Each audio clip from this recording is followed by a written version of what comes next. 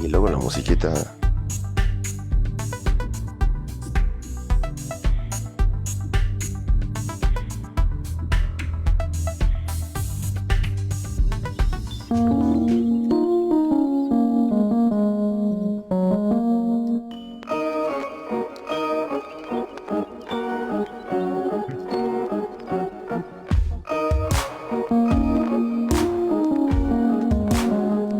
A ver, ¿y cuánto tiempo es entonces? ¿30? Ok, si me salgo para allá ya no está bien. Ah.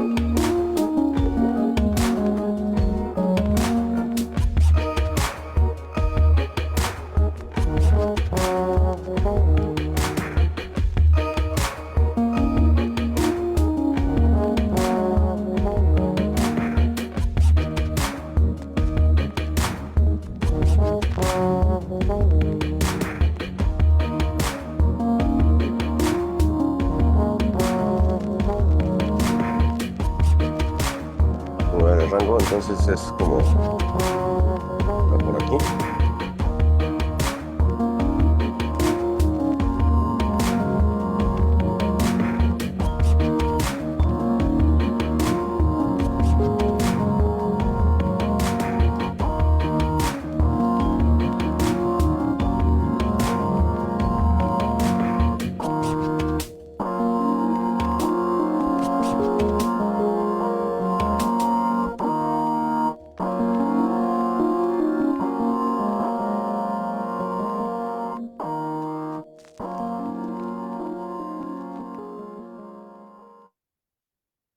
Muy buenos días.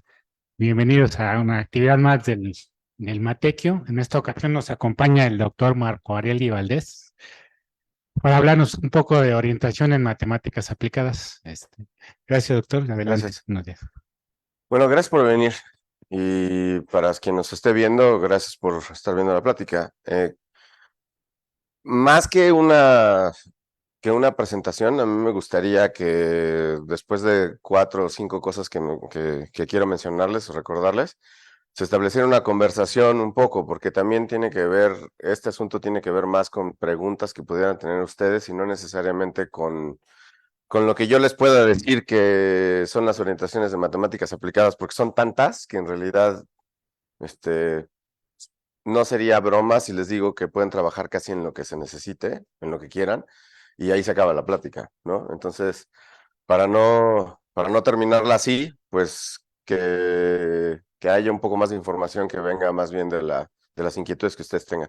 Entonces, en un principio, quisiera recordarles algunas cosas por si acaso no vinieron a la plática pasada o por si acaso algunas cosas no quedaron eh, tan claras como pudieran haber estado, ¿no? Empiezo con un recorte, es un recorte de una nota que sacaron en el Wall Street Journal, que es uno de los medios de mayor circulación a nivel internacional, que además tiene una importancia enorme en cosas que tienen que ver con dinero, que a final de cuentas mueve al mundo.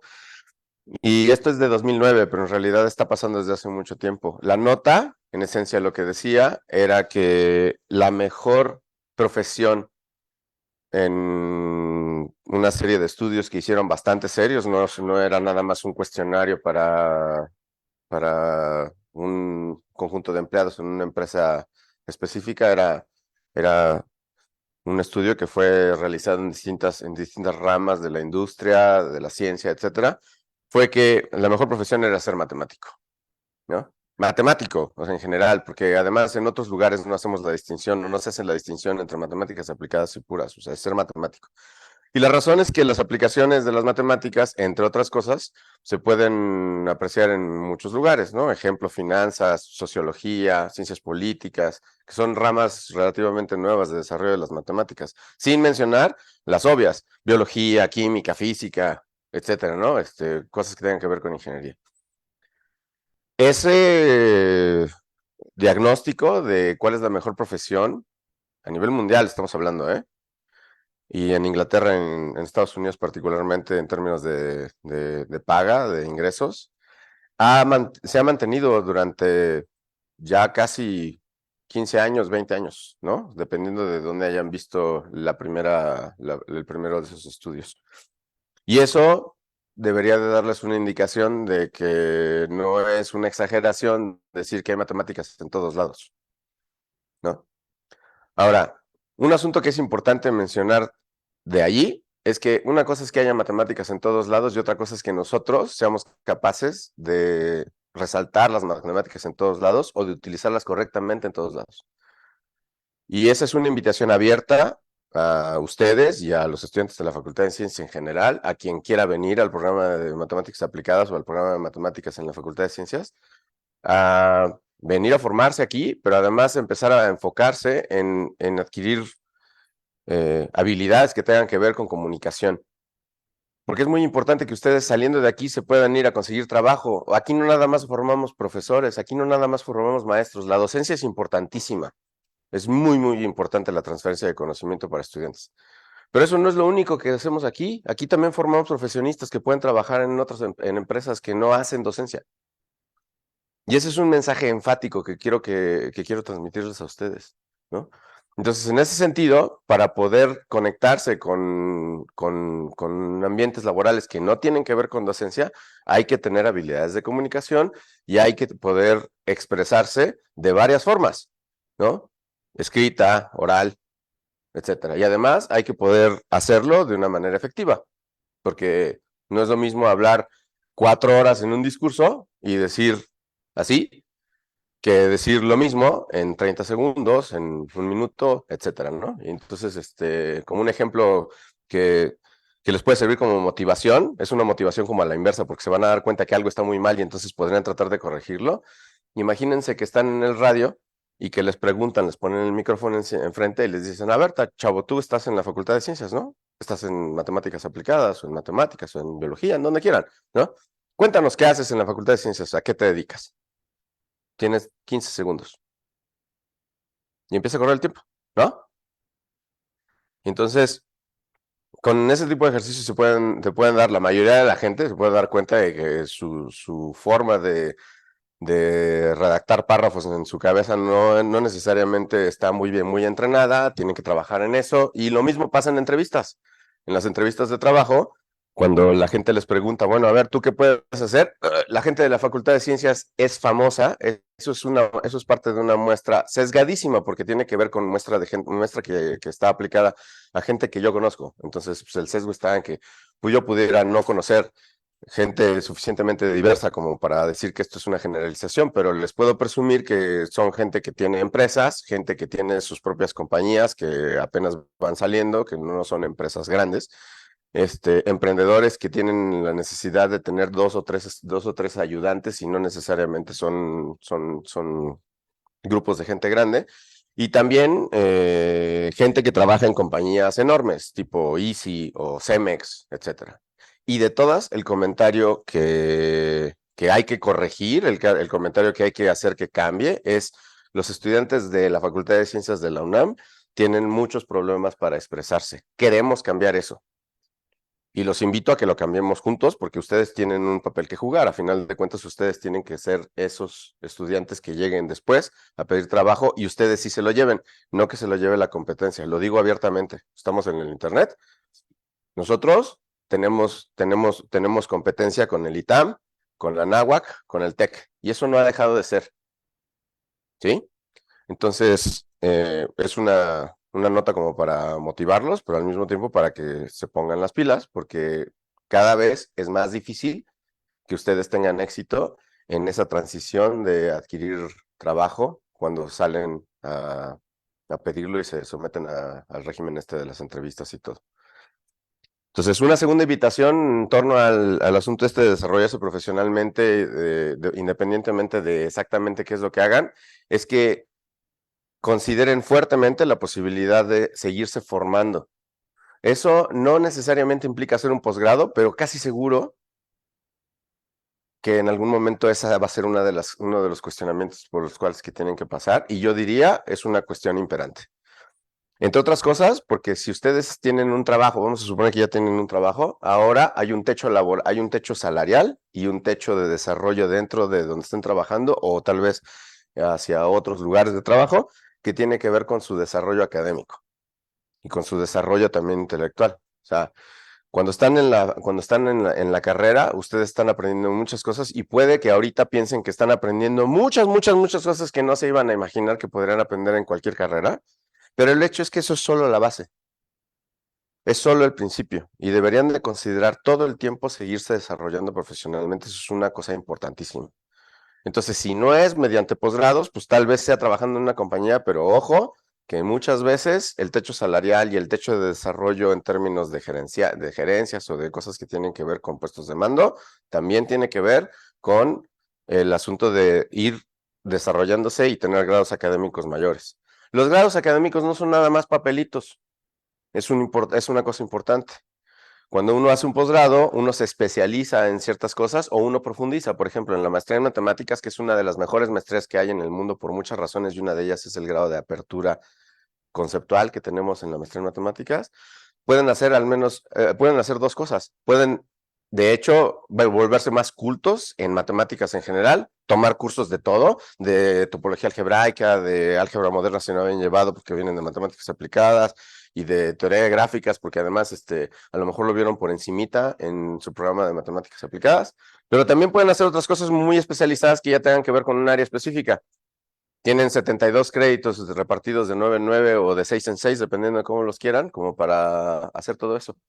Entonces pueden hacer una de las dos cosas, o inclusive hay un punto medio entre las dos, un poco más de cultura matemática en general, especializada, porque es una maestría, pero también una cosa más específica que tenga que ver con una profundización de su tesis, por ejemplo, ¿no?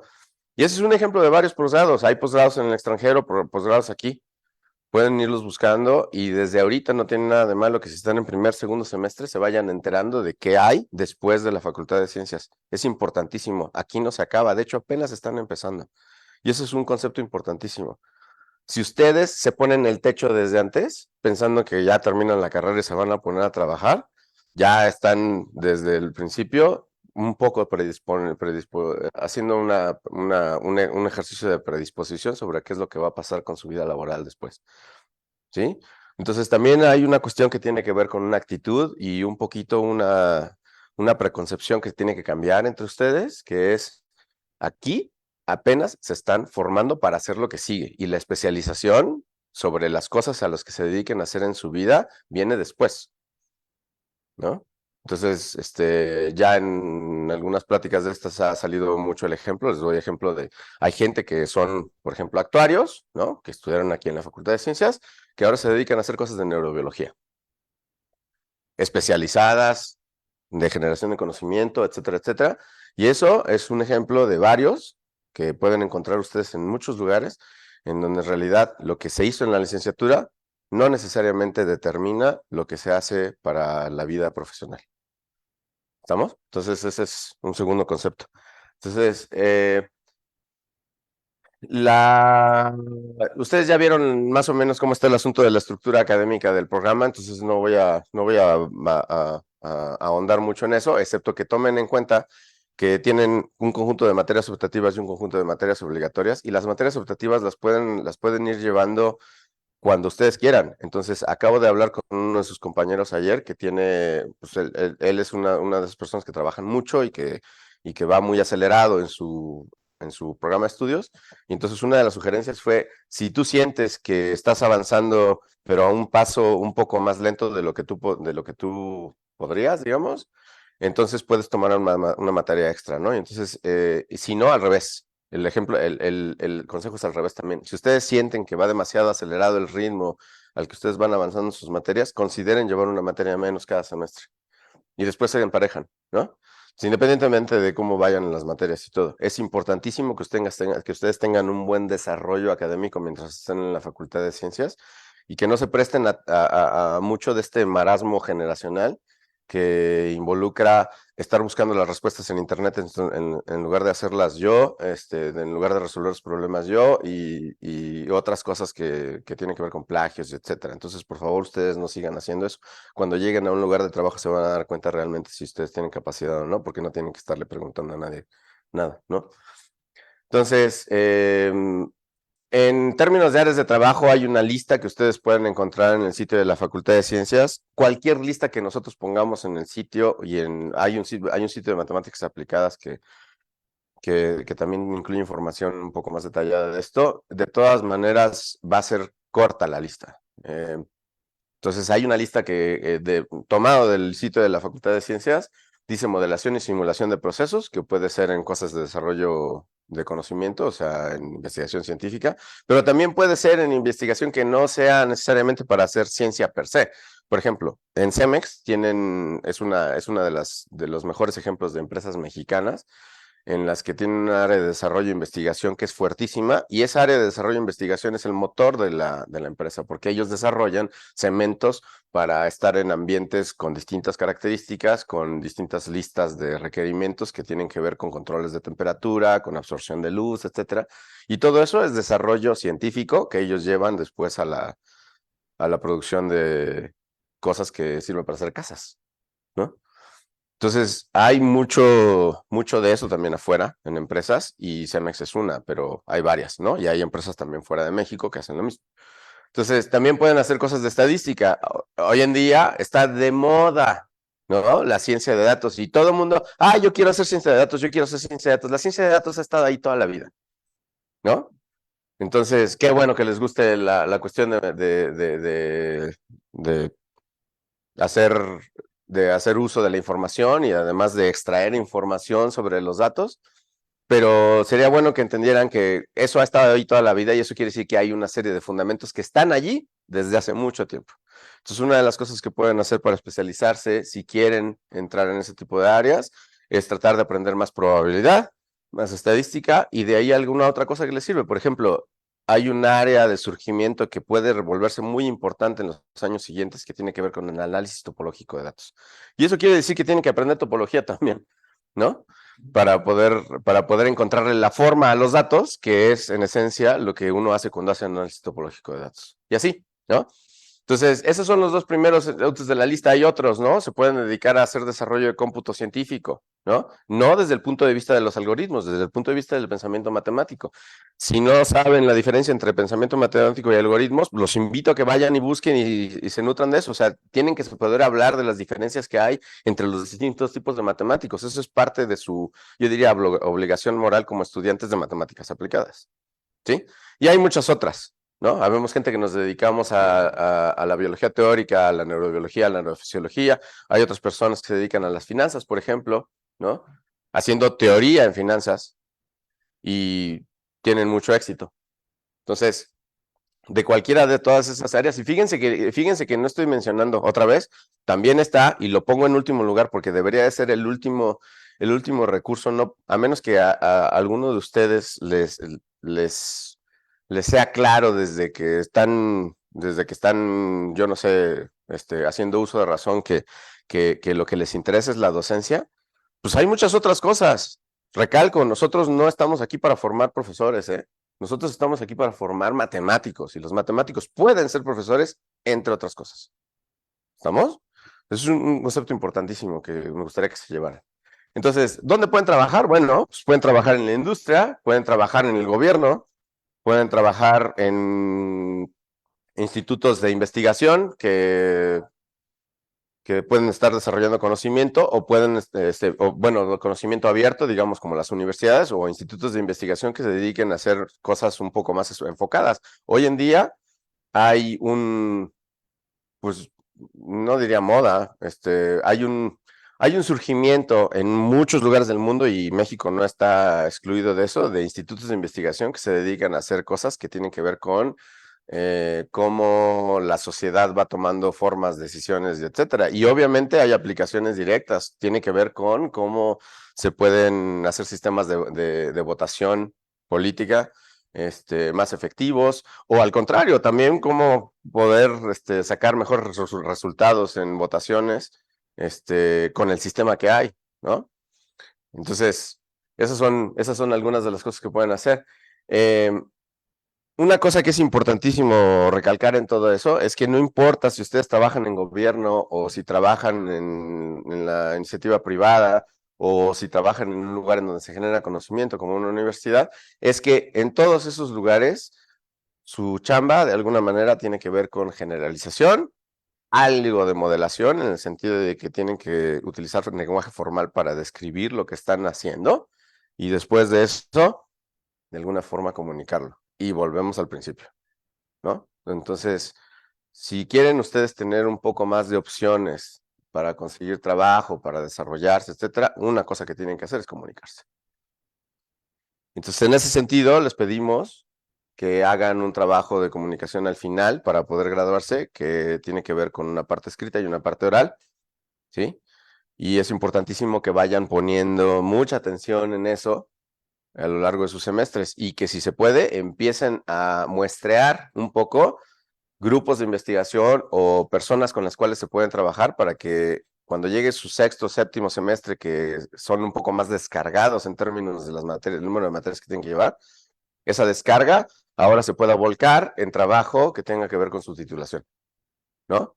Pero, por ejemplo, en mi grupo de investigación hay dos personas que están en segundo y tercer semestre, ¿no? Porque es importante desde el principio que empiecen a insertarse en ese tren de trabajo. Y la idea es que si al final de todo eso ya no quieren volver a hacer investigación, bueno, ya saben de qué se trata.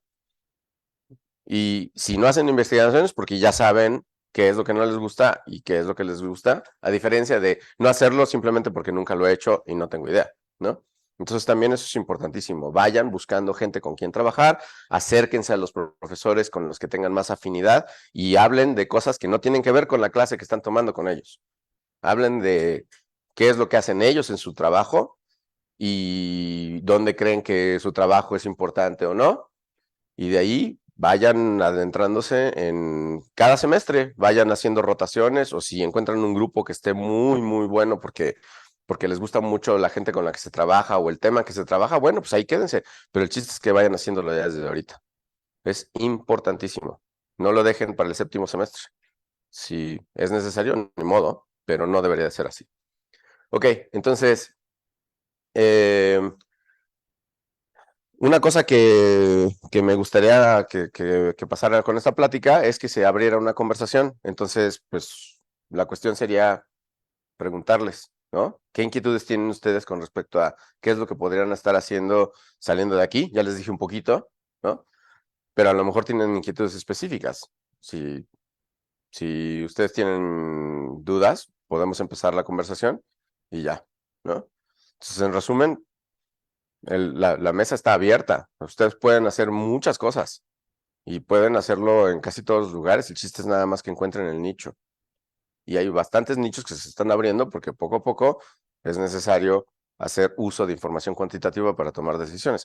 Y eso, pues, es parte de lo que ha pasado con el desarrollo tecnológico. Entonces, preguntas.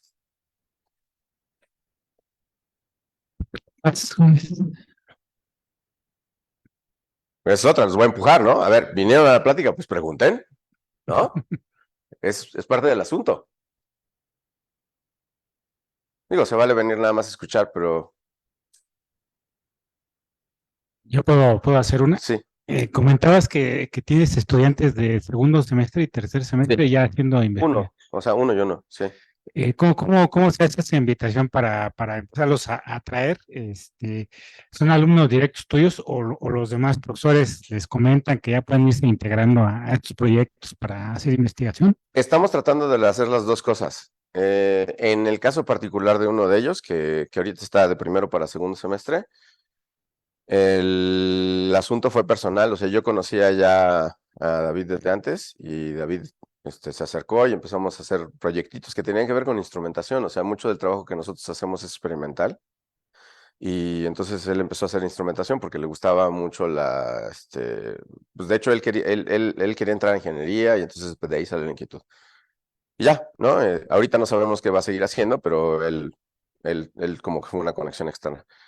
A otros estudiantes yo los he conocido en otros ambientes, o sea, yo todo el tiempo he estado ligado a actividades atléticas y entonces a los chavos con los que con los que yo tengo algo de relación en cosas de fútbol americano, por ejemplo, también los invito a que vengan a la Facultad de Ciencias y hagan algo de trabajo. Entonces este, el, hay un estudiante que ahorita ya se fue, que ya consiguió trabajo y todo, que estaba con nosotros porque había jugado fútbol americano conmigo, ¿no? Por ejemplo.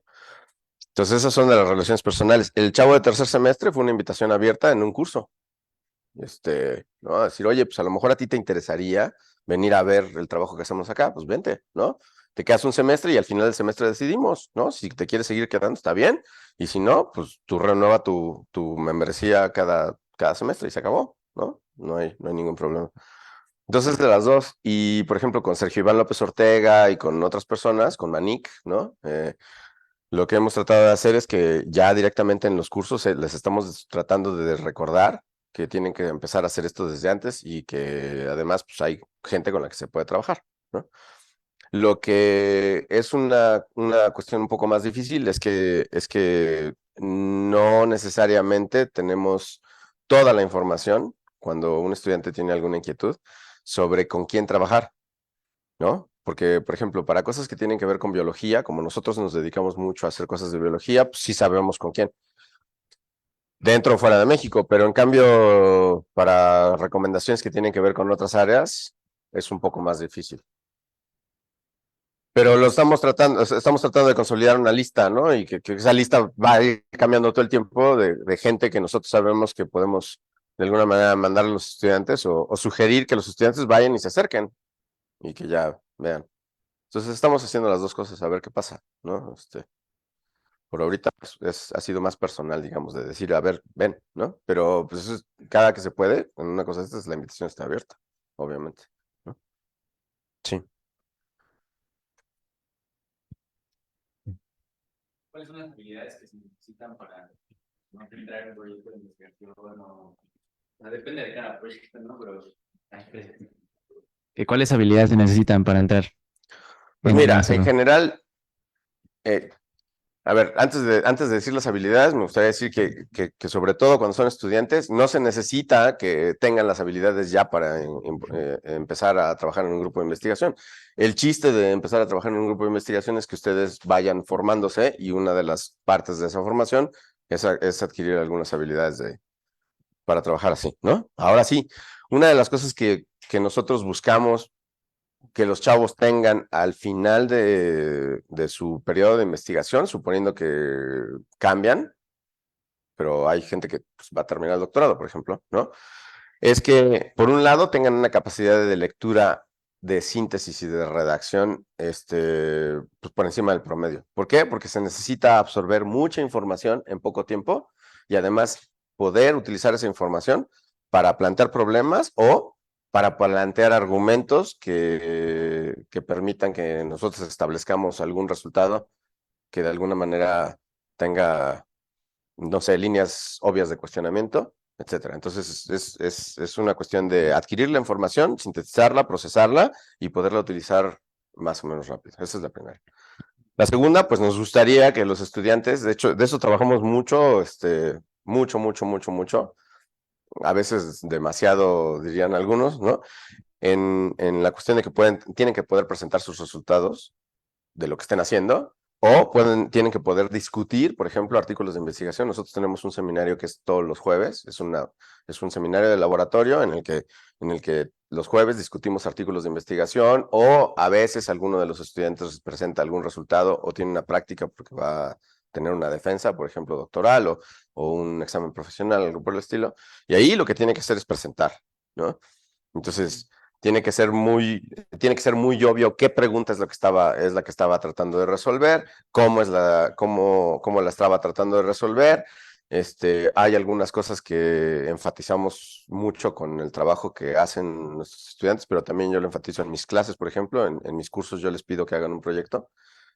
Y eso, uno de los puntos importantes de eso es que queremos que la gente desde el principio diga qué es lo que quiere, cómo lo va a hacer y más o menos por qué. No necesariamente es un argumento de relevancia, ¿no? Sino un argumento de, de, de raciocinio detrás de la inquietud a trabajar en ese problema y no porque sea, no sé, porque la diabetes es importante en el mundo, voy a trabajar en diabetes. No, o sea, es una cosa de por qué a mí me pareció importante trabajar en eso, ¿no? Lo enfatizamos mucho al escribir y lo enfatizamos mucho al hacer presentaciones orales, porque una vez que tenemos esa habilidad de decir, a ver, nosotros vamos para acá, ¿no? Ahora sí podemos entrar en detalles. Y ahora sí nos podemos dedicar a revisar media hora más la literatura relevante en el tema específico y de ahí tal vez ver resultados y ver si era un ángulo así, en un tornillo, el que determinaba si sacabas el resultado bien o no en términos de un registro de neuronas en una rebanada de cerebro. Si me entiendes, eso ya son detalles, pero nos enfocamos mucho en que esos inicios de presentación, esos inicios de comunicación, te voy a presentar un proyecto que es solo una idea, quiero que me des dinero para hacer un proyecto, ¿no? Te quiero decir rápido qué es, de qué se trata y tiene que ser con un lenguaje que se entienda, ¿no? Porque si empiezo a sacar el lenguaje flamboyante propio del área de investigación en donde estoy tratando de hacer el proyecto, en una de esas tú no entiendes y no me das el dinero porque no entendiste.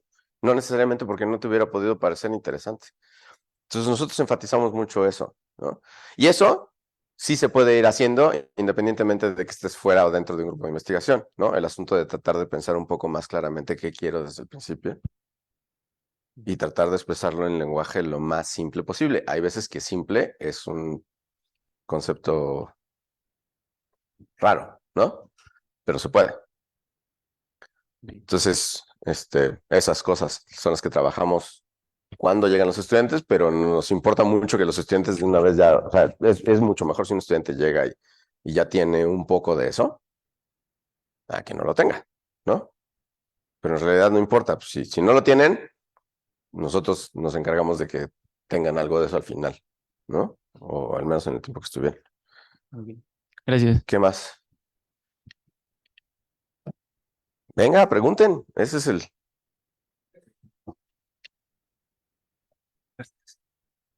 ¿Ese tipo de proyectos se hacen en la materia de proyectos o como que se hace en esa materia? No, en la materia de, bueno, a ver, sí, pero la materia de proyectos es un poquito distinto.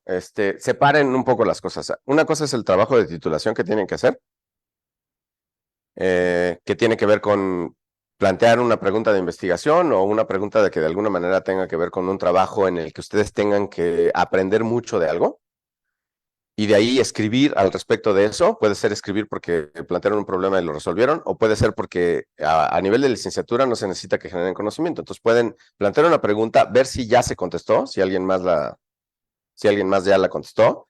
Y si alguien más ya la contestó y es lo suficientemente profunda, pues ustedes pueden ir a tomar los artículos en donde ya está la respuesta y trabajar en entender cómo es que se generó esa respuesta, no necesariamente en generarla, ¿no?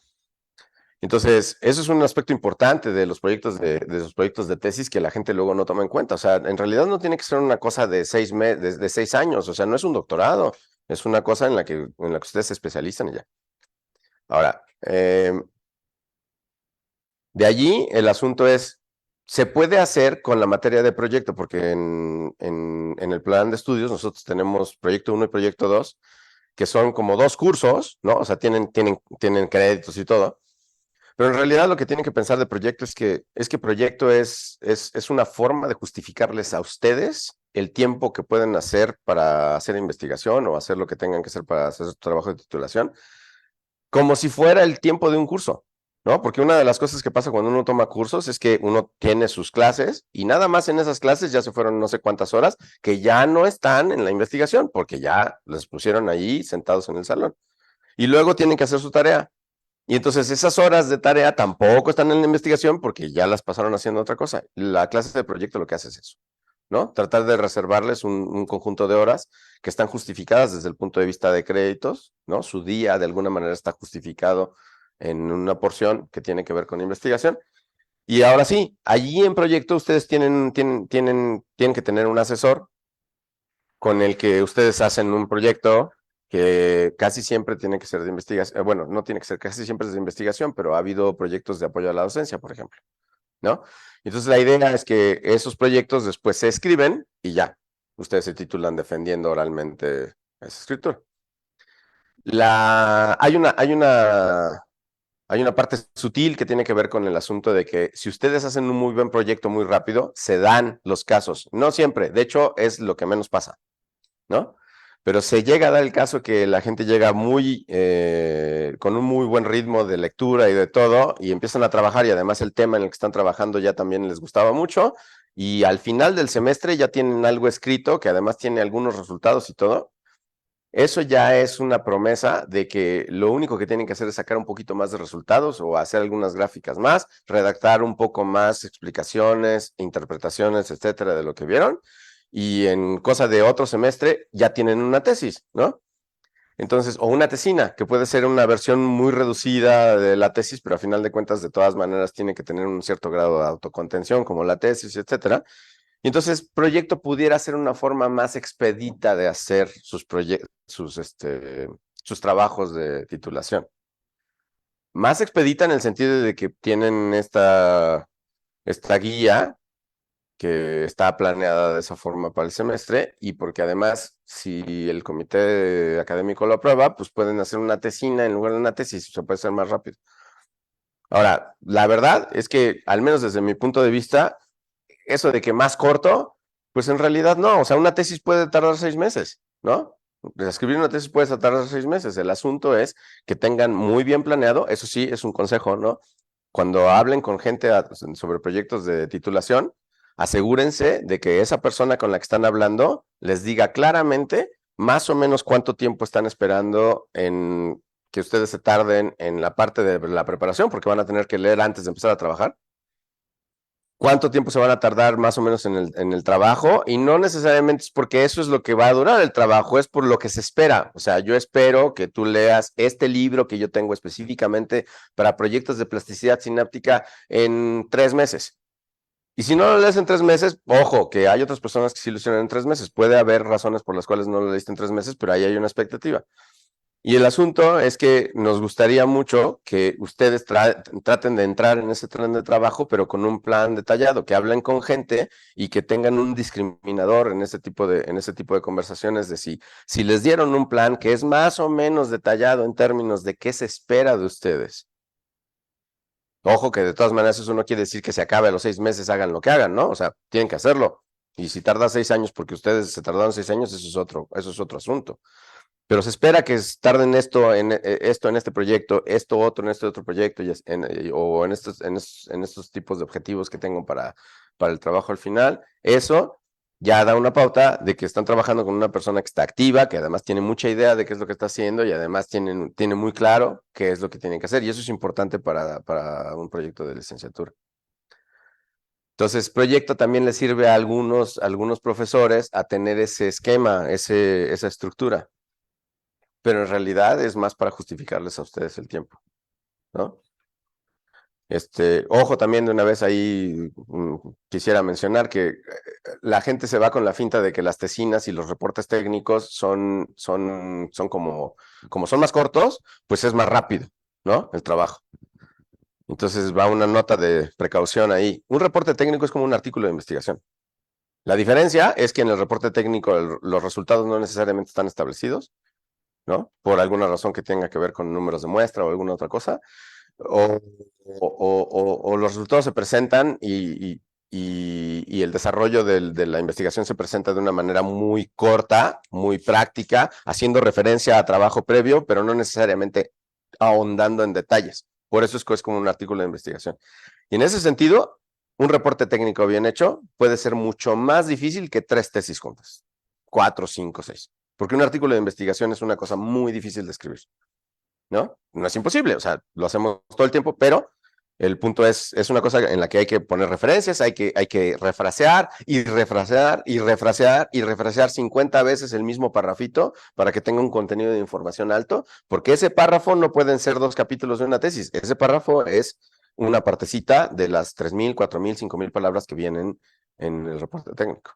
Entonces, en ese sentido, no se vayan con la finta, escriban una tesis, o sea, lean, pongan todo lo que tienen que poner en la tesis, que sea un documento autocontenido, lo escriben y se van. Y si está planeado, eso debería de tardar entre 6 meses y 1 año. No más, ¿no?